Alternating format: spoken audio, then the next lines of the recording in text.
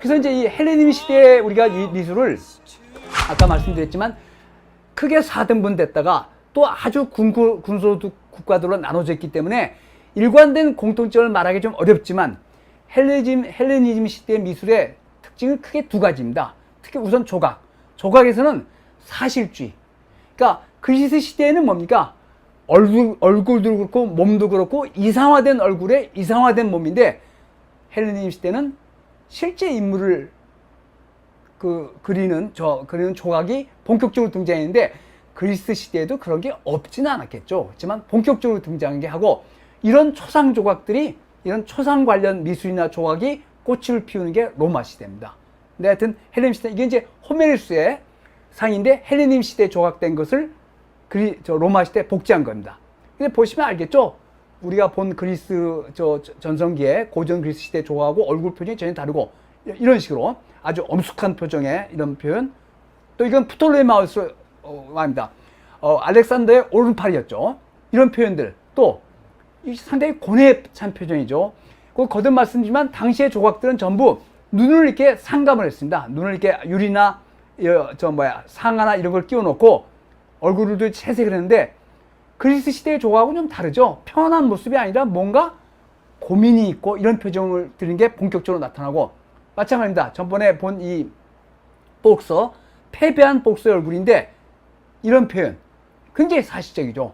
이런 표현도 헬레니즘 시대 청동 조각도 다 장식을 했고 눈도 이렇게 상감을 해서 이렇게 반짝반짝 빛나게 만들었는데 또 이렇게 노파 굉장히 그리스 시대 전성기 그리스 시대 그러니까 고전 그리스 시대에 이런 조각이 나왔으면 야 저게 뭐냐 이렇게 추한 걸 어떻게 하냐 했지만 이런 헬레니즘 시대의 조각은 이렇게 고통 인간의 고통이나 어려운 점 또 잠자는 모습 다양하고 마찬가지입니다. 이렇게 사실적인 것을 강조했다는 거죠. 사실적인 또 일상적입니다. 이건 뭐냐면 가시를 뽑는 소년입니다. 그러니까 이런 조각은 그리스 시대는 나오기 어려웠거든요. 어려운데 이런 것이 헬레니즘의 사실주의적 접근.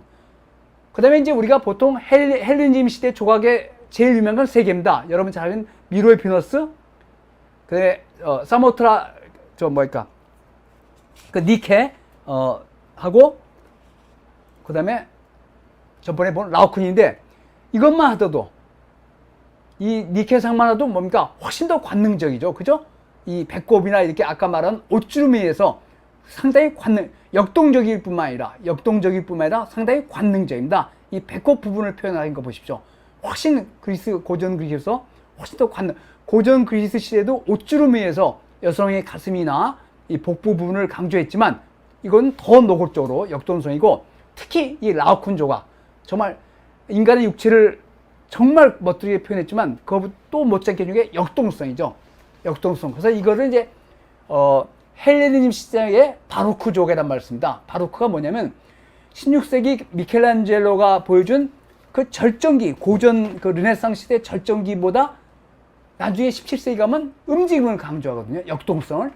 그래서 이제 이런 말을 헬레니즘 시대의 바로크 조각이라는 표현을 할 정도로 역동성을 강조한 조각인데 헬레니즘 시대의 조각은 크게 두 가지. 사실성을 강조하고 역동성을 강조했다는 거. 그리고 군상을 많이 나옵니다. 라오콘을 표현해서 지금 이거는 이제 석관에 붙은 이런 있지만 이런 식으로 이건 뭐냐면 외눈박이의 거인을 오디세우스가 눈을 멀게 하는 조각 장면을 그린 건데 굉장히 역동적이죠. 자세히 보십시오. 그래서 이거 역동성. 이제 이걸 표현하면 이제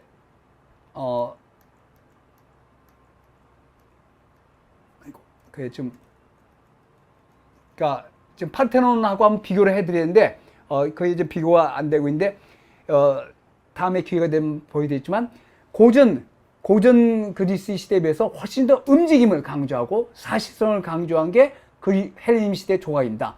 헬레니즘 시대의 조각은 비교적 상당히 많이 남아 있습니다. 고전 그리스 시대에 비해서.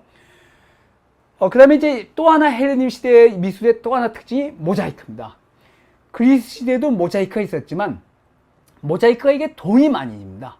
왜냐면 그 밑그림을 그리고 거기다 이 타일, 조그만 돌과 유리로 다 조각을 해야 재반하기 때문에 이렇게 큰 모자이크를 제작하려면 이 조그만 조각들이 100만 개 이 정도 들었다는 겁니다. 그러니까 돈이 많이 드니까 그리스 시대는 헬레니즘 시대에 비해서 부가 그렇게 많이 축적되지 못했습니다. 왜냐하면 헬레니즘 시대는 그 엄청난 제국을 정복했으니까 거기서 나온 전리품이 대단했을 거 아닙니까?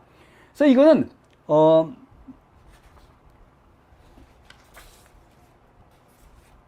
그 폼페이에서, 그러니까 기원전 3세기 말, 그러니까 헬레니즘 시대에 제작된 벽화를 아마 모방해서 모자이크로 만든 건데, 그거를 이제 기원전 100세기에, 기원전 100년경에 그 폼페이에 있는 목신의 집에 있는 유명한데, 제가 이거 나중에 한번 목신의 집은 자세히 보여드리는데, 거기에 바닥에 처음은 모자이크는 저택의 바닥을 장식한 데 쓰였습니다. 나중에 이제 교회 미술이 발전하면서 교회 그 벽에다가 그 성화 대신에 모자이크화가 굉장히 유명해서 그 이스탄불의 하기야 소피아나 이런 데 굉장히 유명하지만, 원래 모자이크는 그리스 시대에 발전했지만, 시작됐지만 본격적으로 한 것이 로마 시대에 훨씬 더 크게 발전하고 헬레니즘 시대도 크게 발전했는데, 이게 그 대표적으로 헬레니즘 시대에 제작된 알렉산더 대왕의 모자이크입니다. 정말 유명하죠. 이 크기가 세로가 거의 6m에 달하고 가로가 3m에 달합니다. 다 합쳐서. 그러니까 엄청난 그림이죠. 근데 이제 이걸 보면 이게 바닥에 있었어요. 그러니까 바닥에 있으면 이쪽 윗부분이 좀 이상한데, 이게 뭐냐? 벽화.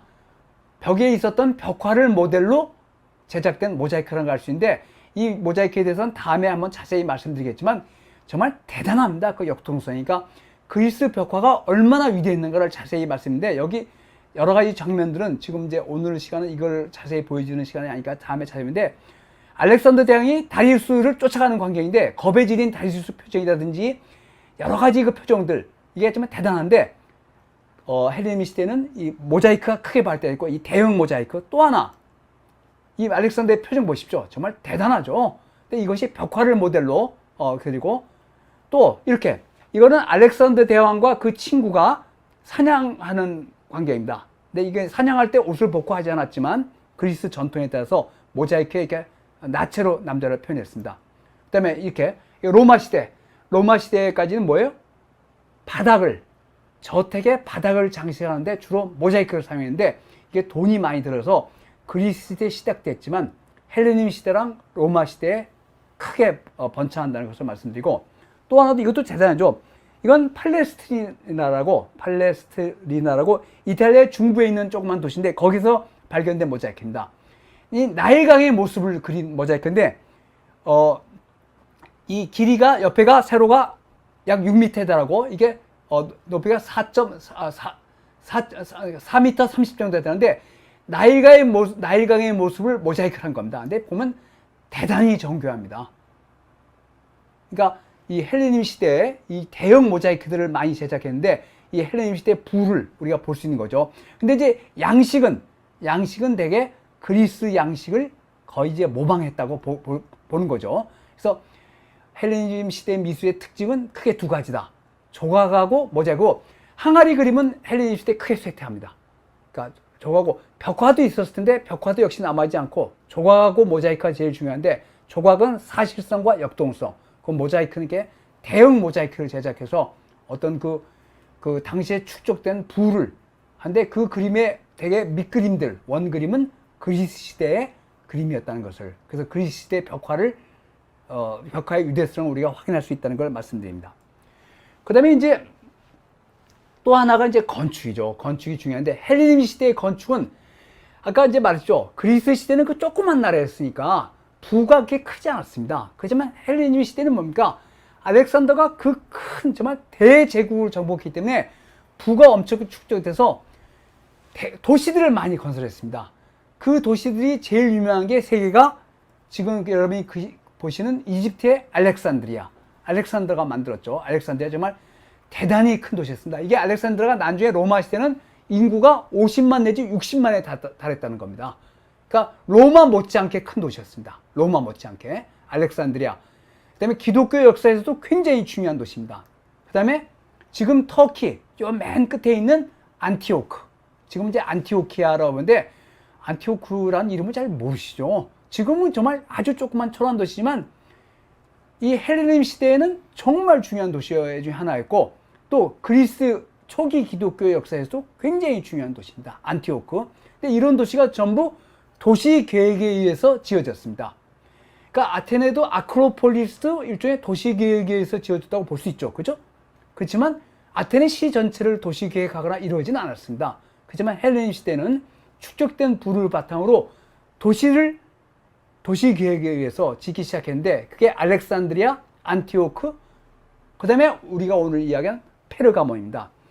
이 페르가몬은 제가 이제 거듭 터키의 서안이 굉장히 중요하고 여기가 이오니아입니다. 여기가 이오니아고 그 위쪽에 미시아라는 지방에 페르가몬인데 이게 이제 기원전 200년 정도에 그러니까 다른 제국은 그 디아도코이 알렉산더 대왕의 계승자들이 계승한 제국 중에서 이집트를 빼놓고는 대개 다 쪼그라들었습니다. 하지만 그 중에서 페르가몬 왕국이 기원전 2세기에 줄 크게 번성합니다. 여기가 이제 페르가몬인데 이 페르가몬을 소개했는데 헬레니즘 시대의 제일 중요한